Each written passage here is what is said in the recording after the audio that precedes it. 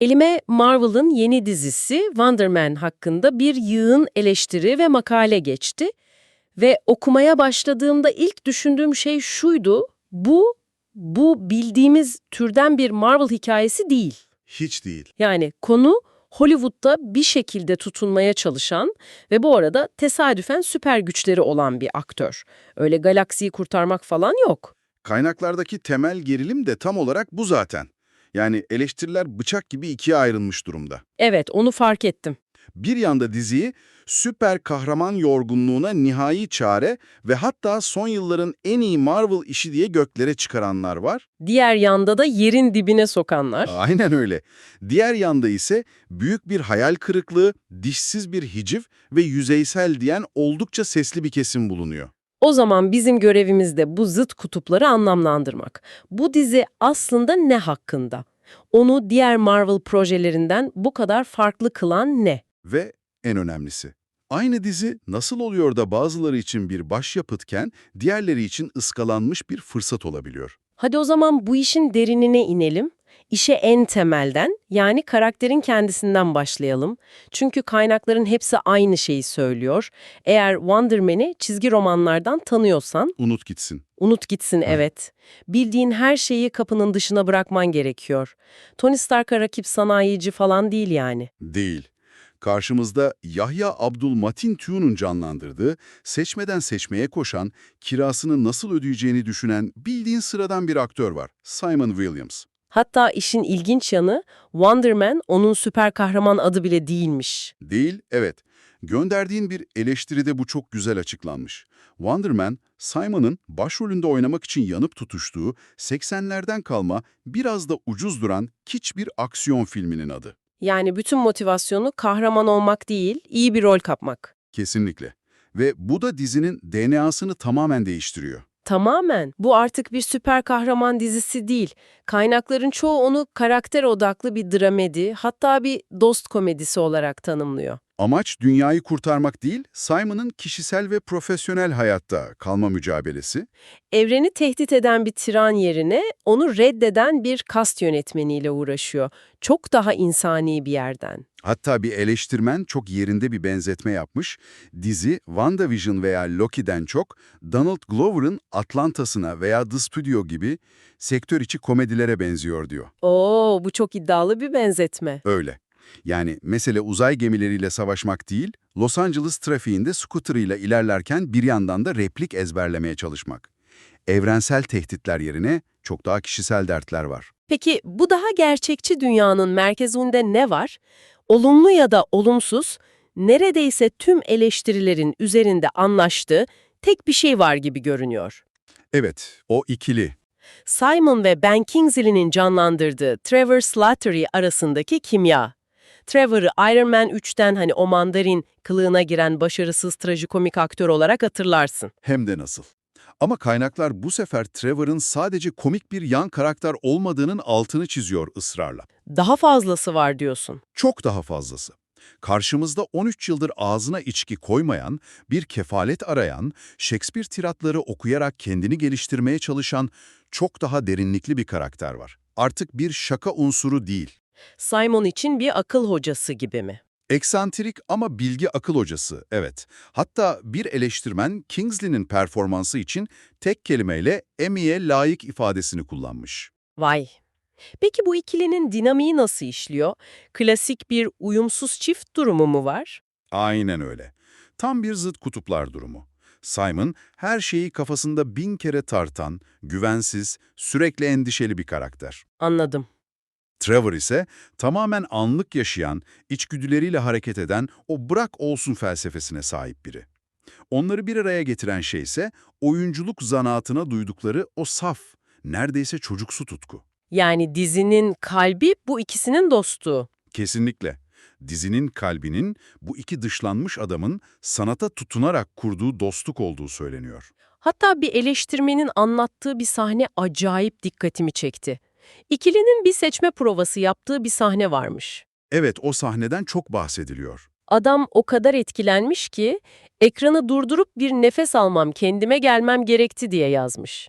Bu, Abdülmatin ve Kingsley arasındaki elektriğin ne kadar güçlü olduğunu gösteriyor. Evet, o sahne birçok eleştiride öne çıkarılmış çünkü canlandırdıkları diyalog aslında kendi kişisel durumlarını yansıtan bir metametin. Hem karakterleri hem de aktörleri aynı anda izliyorsun yani. Tam olarak bu. Bu katmanlı an hem çok komik hem de inanılmaz derecede dokunaklı olarak tanımlanıyor. İki kaybuk ruhun sanat aracılığıyla birbirini bulması, eleştirilere göre dizinin en unutulmaz anları hep bu ikilinin olduğu sahneler. Tamam, elimizde harika bir ikili var ama aklımdaki soru şu, Simon'ın süper güçleri varsa seçmeleri kazanmak ya da en azından kirayı ödemek için neden bunları kullanmıyor? Yani ben olsam kullanırdım herhalde. İşte burası gönderdiğin kaynaklara göre dizinin gerçekten ilginçleştiği yer. Merak ettim. Çünkü dizinin dünyasında çok spesifik ve her şeyi değiştiren bir kural var. Kapıcı maddesi ya da orijinal adıyla The Dorman Clause. Kapıcı maddesi mi? Nedir o? Bu kural, gelişmiş yani süper güçlü bireylerin film endüstrisinde çalışmalarını kesinlikle yasaklıyor. Bekle, bu harika bir fikir. Yani güçleri ona bir avantaj sağlamak yerine hayallerinin önündeki en büyük engel haline mi geliyor? Tam olarak bu. Güçleri bir lütuf değil, bir lanet. Bu kuralın nereden çıktığını da birçok eleştirmenin dizinin açık ara en iyi bölümü olarak tanımladığı, tamamen siyah beyaz çekilmiş bir flashback bölümünde öğreniyoruz. Oo, ilginç. Bu bölüm, Demar Dorman Davis adında geçmişte trajik bir olaya neden olmuş süper güçlü bir figüran ve aktöre odaklanıyor. Hatta bu bölümde Josh Gad'in kendisinin oldukça itici bir versiyonunu oynadığı ve hikayenin hem komik hem de yürek burkan bir tonda ilerlediği belirtiliyor. Yani Simon güçlerini saklamak zorunda. Çünkü eğer ortaya çıkarsa sadece kariyerini değil, özgürlüğünü de kaybedebilir. Aynen öyle. Bu, karaktere müthiş bir gerilim katmanı ekliyor. Ama sadece o da değildir herhalde. Birileri peşine düşüyordur. Sadece o da değil, evet. İşin içinde bir de hasar kontrol departmanı yani DODC var. Ama onları önceki filmlerdeki gibi enkaz toplayan bir temizlik ekibi olarak düşünme sakın. Nasıl yani? Kaynaklar bu dizide DODC'nin çok daha tekinsiz bir yapıya büründüğünü söylüyor. Neredeyse S.H.I.E.L.D. gibi kendi bütçelerini ve varlıklarını haklı çıkarmak için aktif olarak süper güçlü insanları avlayan, onları özel hapishanelere kapatan bürokratik bir canavara dönüşmüşler. Bu işleri epey değiştirir. Yani ortada kostümlü bir kötü adam yok ama takım elbiseli, form dolduran, tehlikeli bir devlet kurumu var. Ve daha da kötüsü, bu kurum Trevor'ı köşeye sıkıştırıyor. Yapma ya. Bu anlamlı bir dostluk. Diğer yanda da sistemin baskısı. Aynen, peşini bırakmayan sistemin baskısı. Bu durum dizinin ana kötüsünü de farklı bir yere koyuyor. Kaynaklardan birinin belirttiği gibi asıl kötü, güvenlik perdesi altında azınlıkları ve farklı olanları hedef alan sistemin ta kendisi. Tamam, tablo netleşiyor. Bir yanda emilik performanslar, harika bir dostluk hikayesi, zekice bir dünya kuralı ve sistemsel bir kötü var. Bütün bu olumlu parçalara rağmen eleştirmenler nasıl bu kadar ikiye bölünebiliyor? Evet, asıl soru bu. Diyor.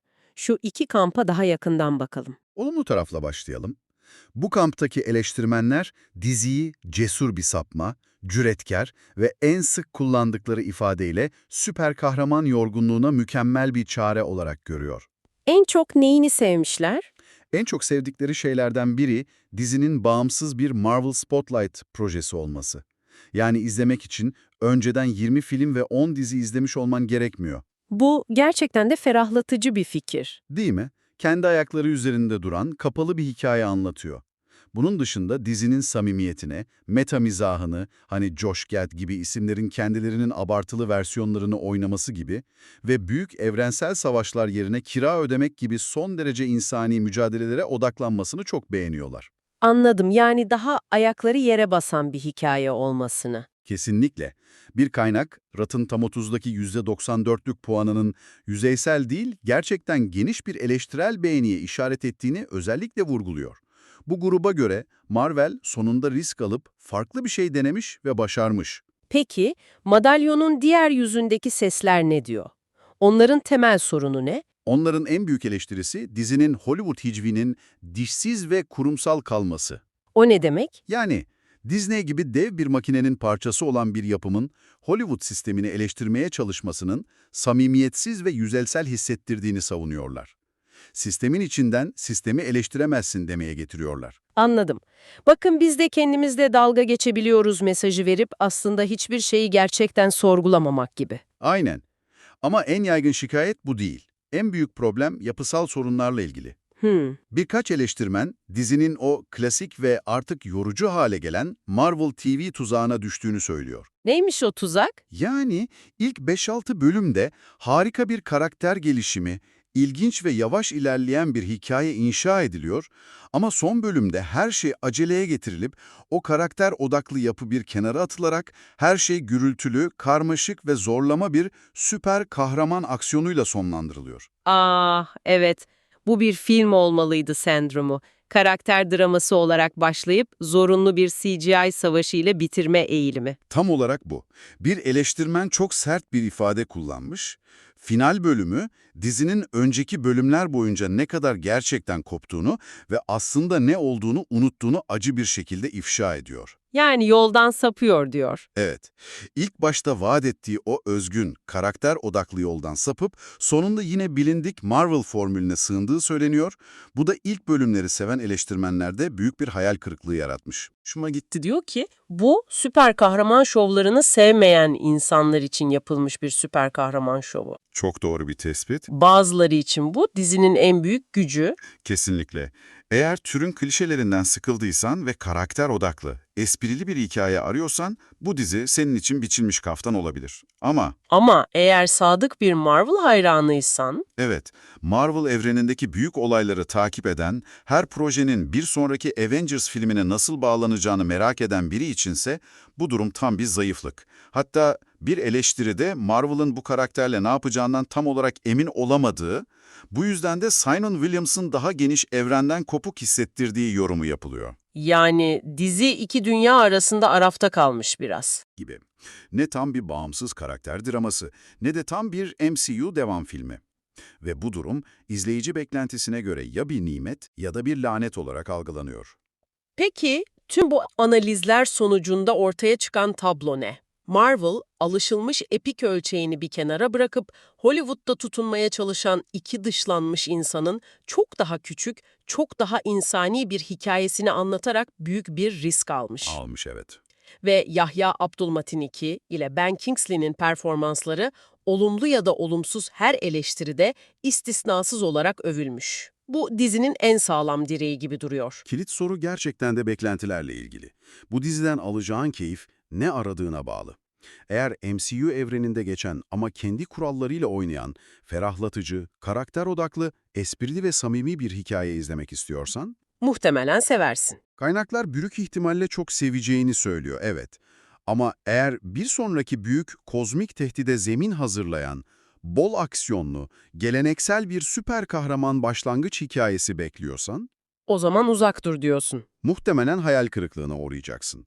Çünkü dizi bu ikinci beklentiyi kasıtlı olarak yıkıyor ve kendi yolunu çiziyor gibi görünüyor. Ve bu da bizi üzerinde biraz kafa yormamız gereken son bir düşünceyle baş başa bırakıyor. Kaynaklardan birinde dizinin asıl kötüsünün belirli bir kişi değil, güvenlik kisvesi altında azınlıkları ve farklı olanları hedef alan bir sistem olduğu belirtiliyordu. Evet, çok önemli bir noktaydı o.